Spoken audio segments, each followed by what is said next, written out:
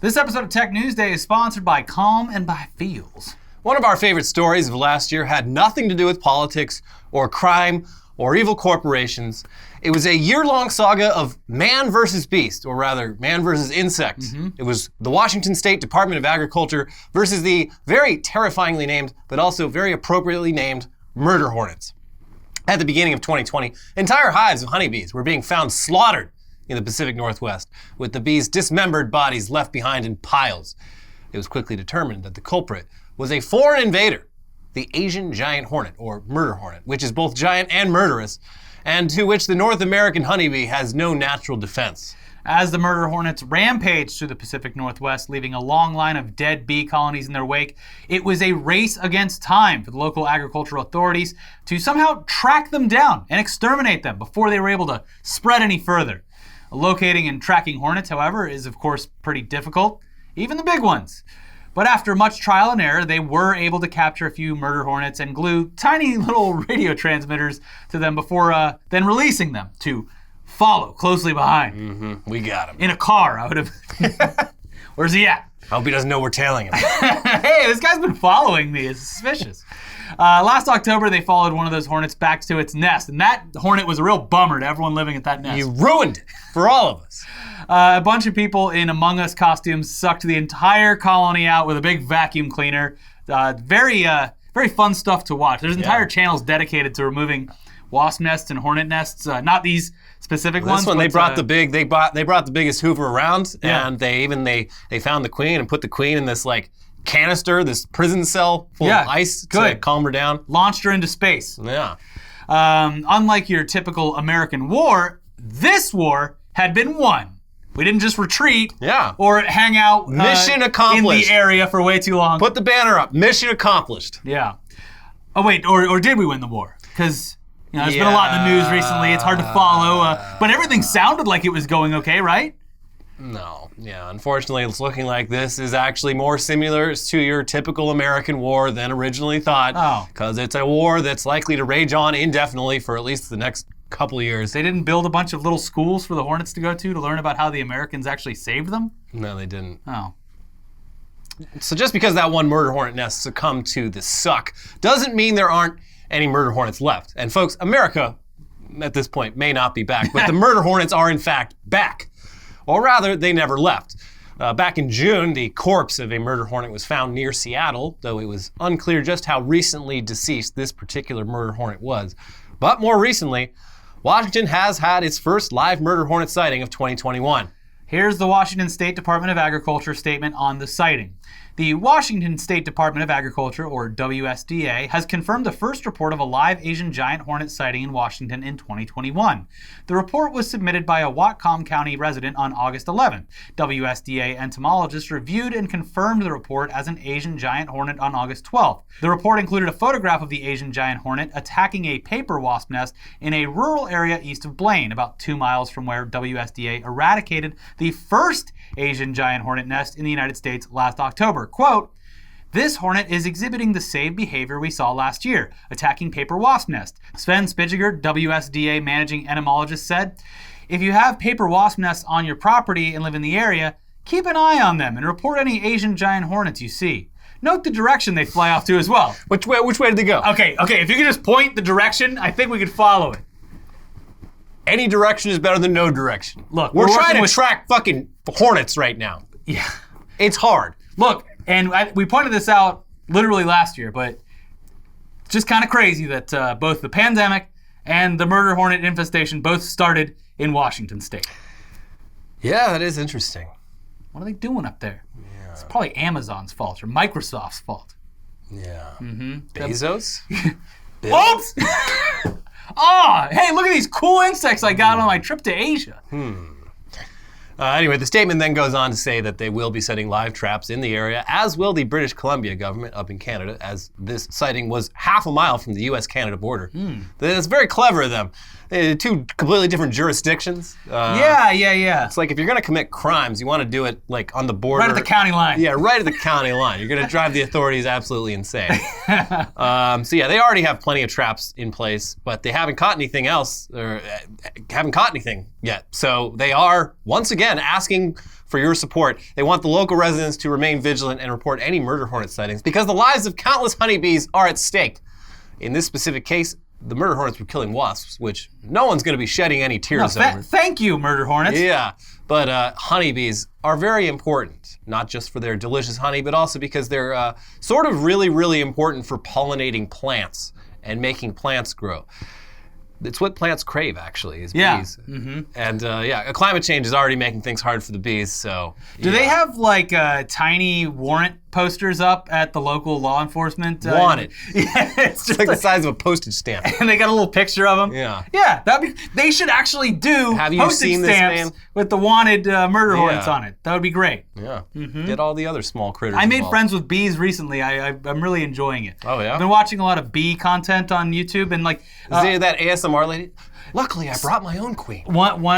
She actually was one of the people that got me into watching more videos. Her stuff's great. It's really like the duality of insects because I love both. I love the bee content, which is very soothing, very relaxing, and I love. There's this video. I can't remember the name of the channel, but it's a guy who literally gets rid of wasp and hornet's nest with vacuum cleaners, and he has like his suit on and everything, and they're just going fucking nuts. Yeah. And he's like, just sucking them out in the air. That's very satisfying. It's great. But yeah, if you don't like fuck with bees, they don't fuck with you. Yeah. So I walk by the bees all the time, and I see them, and they're there, and I would do a little wave, and I walk by. They don't want anything from I just you. appreciate them. You don't have nectar. Yeah, well anyways, late summer and early fall is the time of year when honeybees are most at risk of being attacked by marauding swarms of murder hornets. So again, time is of the essence here. These bastards literally just show up and they tear the bees limb from limb with little to no effort. And our bees haven't learned the life hack that bees in Asia have learned, which is to link up into a ball surrounding the murder hornets until they overheat and die. Also a very cool video to watch. There's lots of those videos online. Yeah. But hopefully, after last year's successful operation, the experts have a better handle on all this and can once again come out victorious against the murder hornet menace. Godspeed. Much like the coronavirus, we have the specialists have learned and can now do new different methods that work better. They have a better handle on the enemy. Exactly. Murder hornets, your time is just about up. Say what you want about America. In at least two aspects, we have learned and have almost conquered attacks on our country. Biological, or the virus, and murder hornets. I mean, the smart people have. The average person? Yeah, no, that's what I'm saying. Like, forget about the people.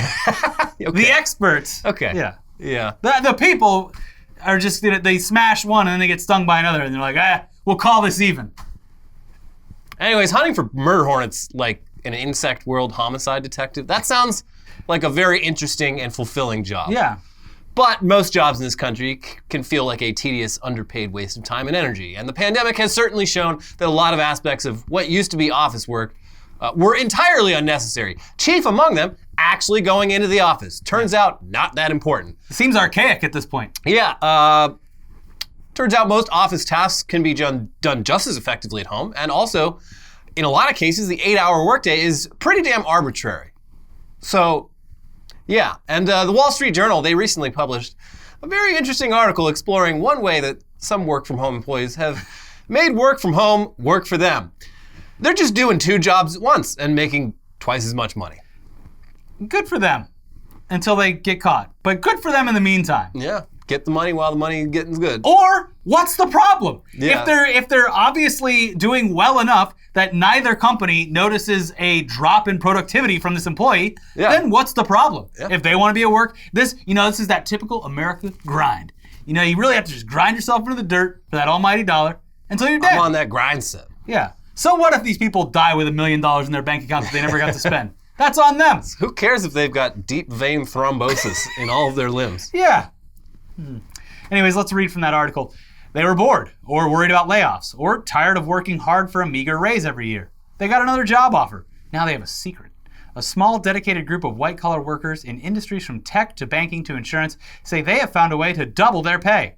Work 2 full-time remote jobs and don't tell anyone. And for the most part, don't do too much work either. Alone in their home offices, they toggle between 2 laptops. They play Tetris with their calendars, trying to dodge endless meetings. Sometimes they log on to 2 meetings at once. They use paid time off, in some cases unlimited, to juggle the occasional big project or ramp up at a new gig. Many say they don't work more than 40 hours a week for both jobs combined. They don't apologize for taking advantage of a system they feel has taken advantage of them. Again, good.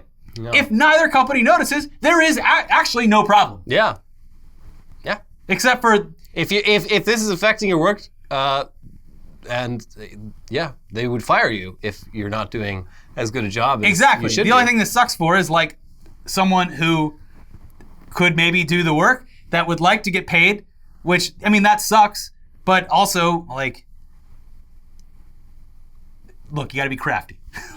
These people are exploiting a loophole. The biggest thing this exposes is just like, how pointless so many jobs are. Yes. And as we'll see, the jobs, most of these people in this article, they're not at the entry level. They're in the sort of middle, not middle management, but it's hard to explain. But there is a level. They're Milton from Office Space. Yeah, there's a level at work where suddenly you're doing a lot less but making a lot more, and you're just sort of there, and you're never really on the chopping block. At least you're not first in line to get axed, and it's smooth sailing from there. And if you've ever worked in an office, you've seen those people who are like, that guy's making twice as much as me, and he's not doing jack shit. Yeah, not doing anything. Yeah. And a lot of those people, in a lot of situations, are professional meeting takers. Yeah. They take all of the information from one meeting and use that for another, and then they'll go on to delegate some bullshit to the people below them. Yeah. It's a bunch of delegation. Yeah. They're professional meeting takers and delegators. Anyway, let's read a little bit more. It's 2 jobs for one, says a 29-year-old software engineer who has been working simultaneously for a media company and an events company since June. He estimates he was logging 3 to 10 hours of actual work a week back when he held down one job. Quote, the rest of it is just attending meetings and pretending to look busy. He was emboldened by a new website called Overemployed.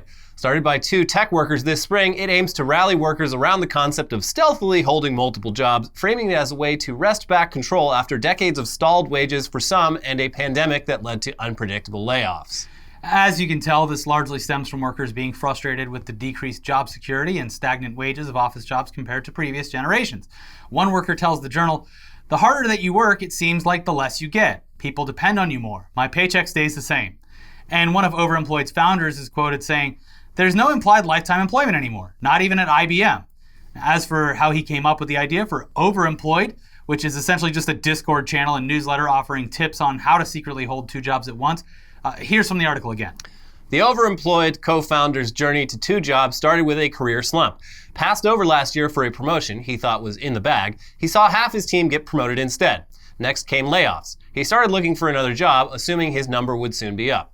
Upon receiving an offer from a tech company less than 10 miles down the road, he figured he would quit his current job. Then it occurred to him, what if he didn't? When push comes to shove, you're going to become a number, he says. He launched the website early this spring, 5 months after starting his second job, with the aim of alerting other workers to the possibility of diversifying their sources of income and benefits. They say it's a free market. I'm going to go ahead and get mine too.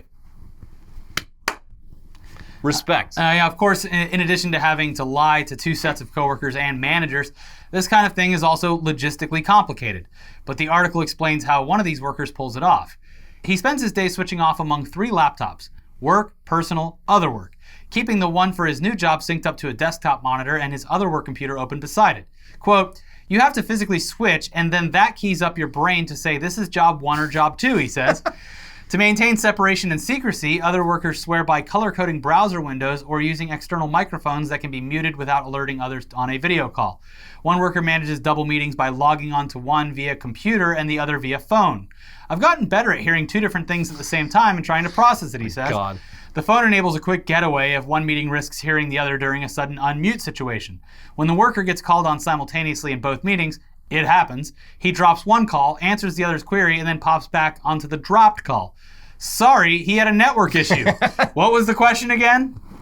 Even better, evade the meeting altogether. He often tells colleagues he doesn't think their issues require a call, and he can help them faster on Slack. People love it because they're like, this guy just gets stuff done. He's not wasting his time in these meetings, he says. Gotta give it to him. This is great. This is like something George Costanza would come up with. Yeah. If Seinfeld was still on. George Costanza wouldn't do a good job of it. He would fuck it up. He would immediately fuck this up by having 4 jobs at once and showing up like as a different person. He would have, his hubris would get him in trouble in the end. But this is very funny. What's like funny about this is the fact that this person is not only seemingly unnoticed in his productivity between the 2 jobs, he's excelling at both of them. Yeah, and this highlights another thing about office culture that fucking sucks, is that it's not really about how busy you are, it's just about how busy you seem. Yeah. It's like, oh, that guy, he's always typing away on that computer. He could be playing fucking video games, but like it looks like he's really busy and really focused on like what's going on. Also, a popularity contest where friendships and loyalties win overall in most cases. Yeah, they'd rather have someone that's less productive than you if you're fun to hang out with and they spend time with you on the side. Yeah, if you're just less of a wet blanket. And obviously, all of that comes down a lot harder on female employees. Yeah. She's just such a nag. This guy's cool. Yeah, I can go get a beer with this guy, but it's just weird with her. So I think she needs to go. Yeah, you're right. Yeah. And hopefully remote work is solving a lot of that because there's not a lot of interpersonal office relationships that can be forged when everything's through a fucking computer screen. Yeah. So. Still though, the article talks about how it is hard for these people to never slip up. Here you go. Anybody who lives a double life for long enough will experience a close call. One worker was confused about his compensation and pulled up his pay stub to show his manager the discrepancy. To his horror, the pay stub from his other job was listed on the same platform. He quickly stopped sharing his screen, telling his manager he didn't feel comfortable showing his paycheck. A data scientist in Richmond, Virginia was surprised when his boss suddenly reached out for a video call. The team never did video calls, while he was teaching a coding class at his secret second job. He told the students to take a 10-minute break and jumped on his other computer. Overemployed has a list of possible moves and excuses for those in a pickle, like an imaginary call from a child's school. Yeah, you know what? Oh my God, my kid's school is calling. They never call. There's so much data out there that says that America is becoming more and more childless, and here's a good reason. There's a lot of bad reasons to have kids. You know, the world is coming to an end. It's boiling itself alive. But kids are great scapegoats. Yeah, you can do whatever you want. You just blame it on the kid. Yeah, I mean, no one's going to believe that your dog ate your homework, but like, your kid ate your homework? Look, he's starving. Yeah. You got to give me more money. Yeah, speaking of, can I get just a little bit of a raise, please? You don't want my kid to starve, do you? Yeah. Anyways, there's of course potential legal issues to double dipping jobs like this, though it's not illegal on its face. It seems like one of those things where it's like, oh, we never thought this would happen, so there really wasn't anything against it.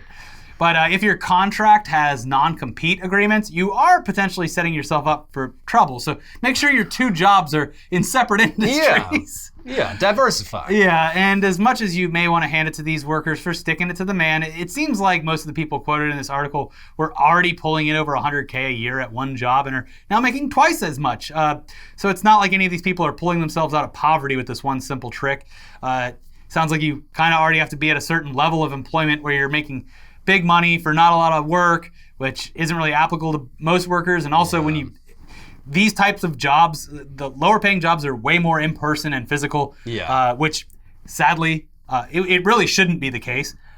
This is very annoying to look at. Wages and like amount of actual work are directly or indirectly inversely proportional in a lot of industries, especially office work, which fucking sucks. Yeah.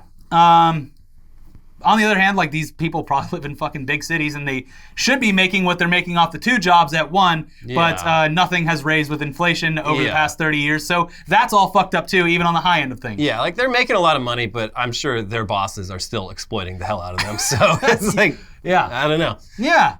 And who's to say those bosses don't have 3 or 4 jobs? And their bosses. It's called hustle culture, Elliot, and you should really look into Rise and grind. Yep. LLC, baby. Yeah. Here's what you do. You buy a house, and then you're on TikTok a lot. You see these fucking fucking 20-year-old landlord assholes. Yeah, I haven't seen any of that Here's your ticket out of poverty.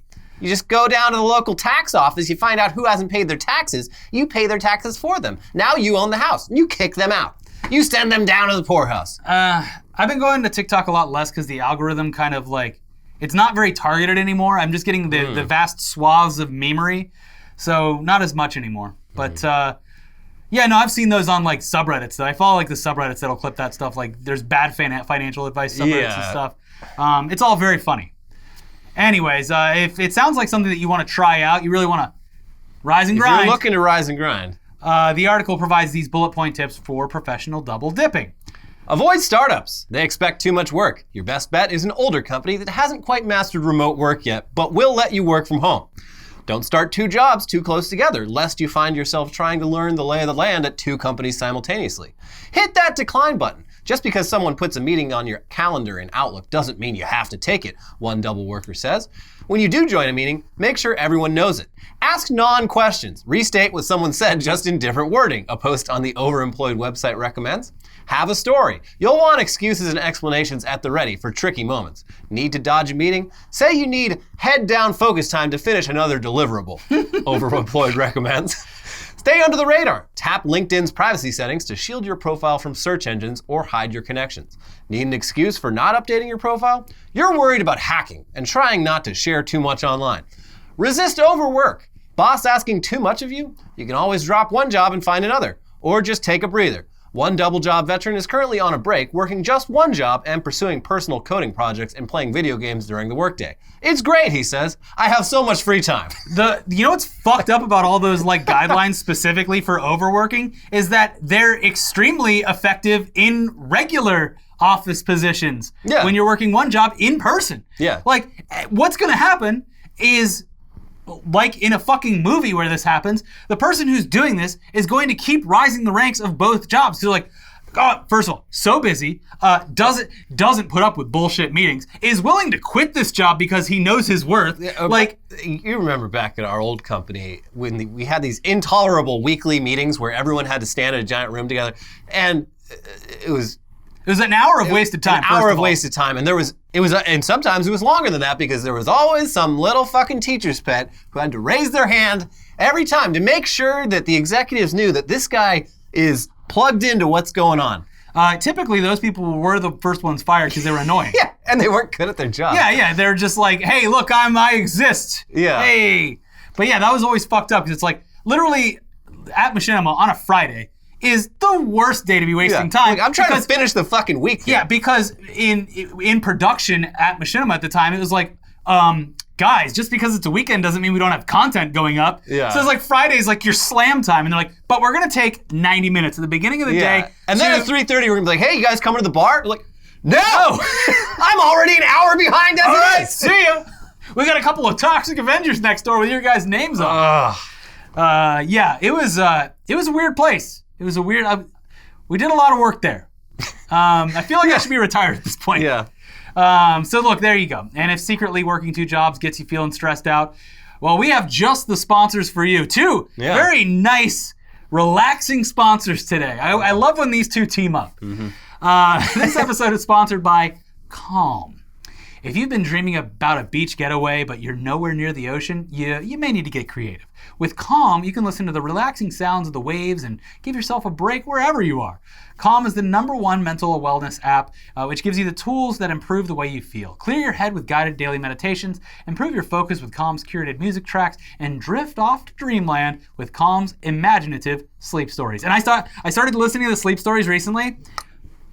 No, actually, they're just very interesting, so I've been listening to them in the daytime. Oh. They're like little micro documentaries. Yeah. I thought it'd be like lullabies. No, they're just little stories. Like adult lullabies. Yeah. No, they're like micro documentaries. Yeah. So maybe not even if you have to sleep. And if you go to calm.com/tech, you'll get a limited time offer of 40% off a Calm premium subscription, which includes hundreds of hours of programming. And new content is added every week. Over 100 million people around the world use Calm to take care of their minds. Sleep more, stress less, live better with Calm. And for our viewers, Calm is offering a special limited time promotion of 40% off a Calm premium subscription at calm.com/tech. That is CALM.com/tech for 40% off unlimited access to Calm's entire library. That is calm.com/tech. And this episode is also sponsored by Feels. CBD isn't about what you feel, it's about what you don't feel. Pain, nervousness, sleeplessness. If you experience any of these things, Feels CBD is a safe and natural solution without any harmful side effects. Feels is a better way to feel better. Feels is a premium CBD that will help keep your head clear and feel your best. It's hassle-free, delivered directly to your door. CBD naturally helps reduce stress, anxiety, pain, and sleeplessness. There is no hangover or addiction. We both use Feels for back pain and for getting a good night's sleep. Yeah. It's helped a ton. Yeah, very useful. I swear by it. Just all you do is place a few drops of Feels under your tongue and you will feel the difference within minutes. Now, the thing to remember about CBD is that finding your right dose is important, and everyone's dose is different. So Feels offers a free CBD hotline to help guide your personal experience so that you find your perfect dose.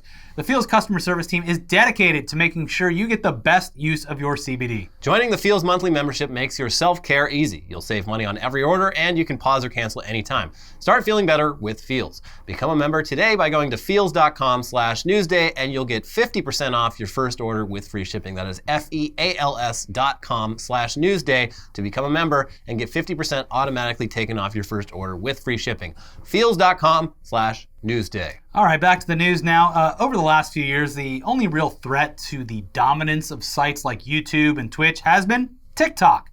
But that may soon change. A new challenger approaches, and it's someone you heard of.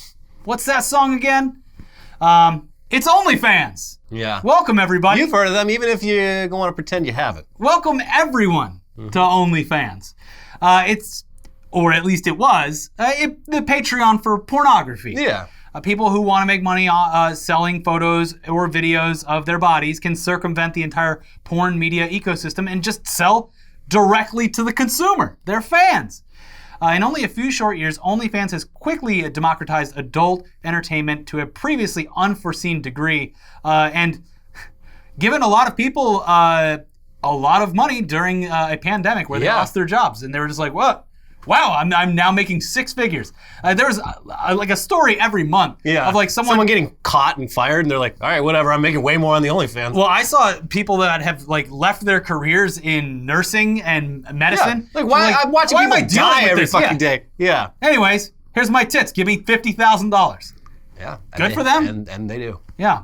Now it sounds like OnlyFans is thinking of expanding that business model into safe for work, non-porn content. And we've joked time and time again over the years that like a site like Pornhub has all the net infrastructure necessary to directly compete with YouTube if they really wanted to. But the same is true for OnlyFans, which again is basically just Patreon for porn. There's no reason that it can't also just be Patreon, aside from branding and image and whatnot. Yeah. But at least their name right out of the gate didn't start out vulgar. Yeah, it's not that's an interesting point. Yeah, it wasn't like only porn fans or something. It's just like, look, it might take a couple of years to shake the previous stigma, but the name is fine. Yeah. Yeah, so there is a lot of steps that need to be taken before OnlyFans can do something like that. And it looks like the first step is OnlyFansTV, or OFTV. Due to its content, OnlyFans is not allowed on Apple and Google's app stores, but OFTV is, because despite featuring some of OnlyFans' biggest stars, all of its hundreds of videos are nudity-free. Here's Bloomberg. The app offers a library of more than 800 videos, including the original series Unlocked, which features conversations with creators such as Mia Khalifa, Bella Thorne, and Holly Madison. It also includes original videos from Pilates instructors, chefs, and podcasters. The app is available on all major devices, including iOS, Roku, and Amazon Fire. OFTV provides a super convenient way for fans to watch content from favorite creators. CEO Tim Stokely told me this past week, there's no adult content on OFTV. Because it's not being monetized and there's no direct impact on creators' earnings, we are able to be in the App Store. Here's some more from that article. The new app is part of the company's strategy to shed its reputation as a purveyor of pornography and rebrand itself as a vital tool for all online creators. I wrote about this effort last year, at which point the app was still in development. The company is walking a tricky line. It wants to sell a narrative that its technology and website can be used for far more than titillation. OnlyFans is one of several companies, alongside Patreon and Substack, offering people a way to directly monetize their most ardent fans. After seeing the popularity of these platforms, the biggest technology companies have tried to jump on the trend. YouTube, Twitter, and Instagram have all created ways for their users to charge fans for posts.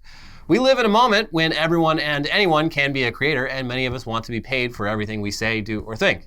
The average person who has heard of OnlyFans still associates it with nudity, but OnlyFans believes the same people who would use Patreon to charge their fans for exclusive access to a podcast episode should consider using OnlyFans instead. One of the bonuses that I would assume would be good for this OnlyFans content is that they've had to, by obligation, get extremely good at copyright protection for their creators. Yeah. Because there was a huge thing like 6 months ago or something where they got a couple like subreddits and an actual website. Yeah. Just completely scorched earth because they were reposting OnlyFans content and taking money away from creators. Yeah. So good for them. Yeah. This could be cool. OnlyFans, if you're watching, we'll be waiting for your offer. I'll pull my dick out for $1 million. Oh, I was just going to do this show, but on OnlyFans. Yeah, that's even better. Yeah. All right, cool. Anyways, it'll be interesting to see whether OnlyFans can successfully expand their business model beyond naked pictures and videos. But let's move on from videos that inspire lust to videos that inspire fear. Because Boston Dynamics is back at it again. Ugh. Their latest video features Atlas, their bipedal humanoid robot with 2 arms and 2 legs, doing a little parkour. A little hardcore parkour. We've seen Atlas do parkour plenty of times. He can jump on platforms, he can do somersaults, even flips, but his skills have improved. Yeah. He's easily more athletic and agile than your average American, and still weighs twice as much. Somehow. No, he's only like 190 pounds. Oh, actually. yeah, wow, okay. Well, then I guess the average... He weighs less than your average American. Yeah, I haven't looked into the average weight in a while, but I would assume it's still pretty high. Yeah. Anyways, he'll now have even less trouble hunting you down and skinning you like a fish during the robo-apocalypse. Yeah. You can't beat this guy. The first time that someone gets chased down by one of these things, it's going to be fucking terrifying. Yeah. Just the sound. It's coming. Or maybe not. I don't know. We've mentioned this before, but it is important to note that much like Dude Perfect, anytime Boston Dynamics posts a video like this, they are actually choosing the best take out of dozens and dozens of takes in which the robot absolutely eats shit. All the scratches that you see on these robots are evidence of this. They fall down a lot. Mm-hmm. And in a second video that Boston Dynamics posted the same day as the most recent parkour video, they actually show some of these brutal bloopers while explaining just what a huge task it is getting Atlas to do anything. It's a whole team effort. Like, this thing is definitely not ready to just like flick a switch and say, go kill that guy. Nor would I want it to. Yeah. Because it could end up doing the wrong thing. But yeah, this video is actually pretty fascinating. It helps maybe to put your mind at ease just a little bit about the mortal threat that these mindless killing machines pose to the human race. But I still can't shake the idea that Atlas with a gun is the last thing that I will see before the cold embrace of death. I'm sorry.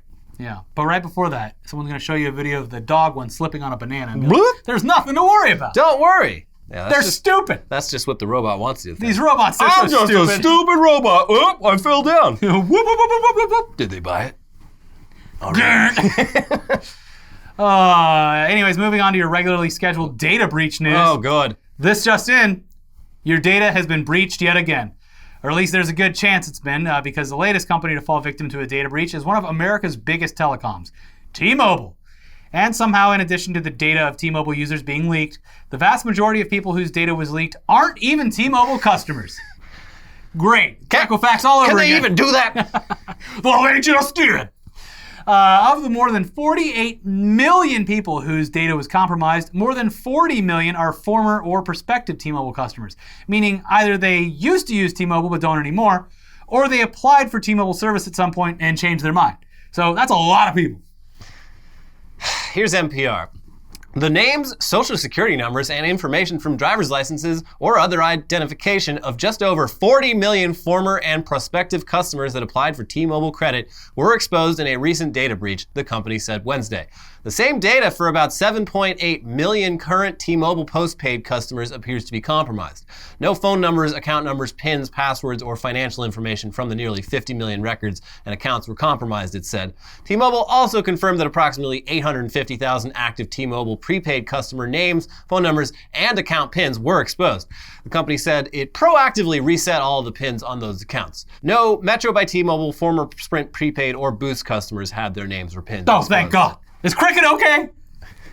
Who owns Cricket? Ryan Reynolds, Okay. I think. He owns one of them. He's got his finger No, in a his lot is of mint. pies. I think his is mint. Yeah. Yeah. Anyways, me and the track phone are still safe. Yeah. You can't go wrong with a phone The you old bought. jitterbug is breach free. If you buy your phone at 7-Eleven and smash your SIM card every week, you are fine. Yeah. Nothing wrong with being safe. As for what T-Mobile is doing to make this right, it's the usual. They're offering 2 years of free identity protection services to those affected. Wow, thanks. And that's more than they're even really obligated to do, because the U.S. it's very frustratingly lagging behind other parts of the world when it comes to data privacy, even when it's data that T-Mobile didn't really have any reason to be holding on to in the first place. The FTC and FCC will likely conduct some sort of investigation. There's probably going to be some class action lawsuits where people get like $10 and the lawyers get $1 million. But that's about it. What did you expect? Here's Wired. Generally speaking, it's still the Wild West in the United States when it comes to the types of information companies can keep about us, says Amy Keller, a partner at the law firm DeCello Levitt Gutzler, who led the class action lawsuit against Equifax after the credit bureau's 2017 breach. I'm surprised, and I'm also not surprised. I guess you could say I'm frustrated. No, you're not. You get to make all the money off this case. This is sort of my bread and butter. It's putting my kids through college. Privacy advocates have long promoted the concept of data minimization, a fairly self-explanatory practice that encourages companies to hold on to as little information as necessary. Europe's General Data Protection Regulation codifies this practice, requiring that personal data be adequate, relevant, and limited to what is necessary in relation to the purposes for which they are processed. The US currently has no equivalent on the books. Privacy laws in the United States that do touch upon data minimization generally don't require it, Keller says, and instead recommend it as a best practice. It continues, until and unless the U.S. adopts an omnibus privacy law similar to the GDPR, or state-level legislation like the California Consumer Privacy Act starts taking a harder line, data minimization will remain a foreign concept. Quote, in general, collecting and retaining sensitive data of prospective and former customers is not an act of consumer fraud under U.S. law and is routine, says David Opterbeck, co-director of Seton Hall's University Institute of Law, Science and Technology. As inappropriate as it may seem for T-Mobile to keep detailed records on millions of people who may never have been their customers, there's nothing stopping it from doing so, for as long as it likes. Isn't that great? But those damn pesky regulations. Yeah. Why can't they just let the companies be free? Their Sprint merger is also suddenly getting scrutiny.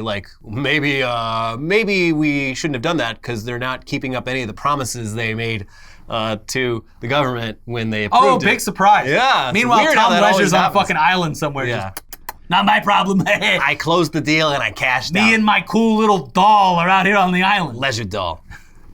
And now Leisure Doll can wear whatever colors Leisure Doll wants, not just pink. John Leisure is the Afghan president of telecoms. Yep. See ya. Got a big old bag of money. I'm Bye. You know what? Recently on the iPhone that I noticed that they do that I think is very beneficial. I guess I hadn't signed up for a new service in a while, but when you download something on the App Store there and you have to sign up for an account to use it, they give you a fake email address that is made up by Apple to sign up for the service, and it just forwards whatever emails you need to your email. That's fucking brilliant. Yeah. Apple, look. Their privacy is very good. I switched last year. I had been Android for 10 years, and I switched, and I have been completely happy and satisfied. I turn off the fucking tracking on every single goddamn app, and apparently that is decimating revenue for a lot of applications. Good.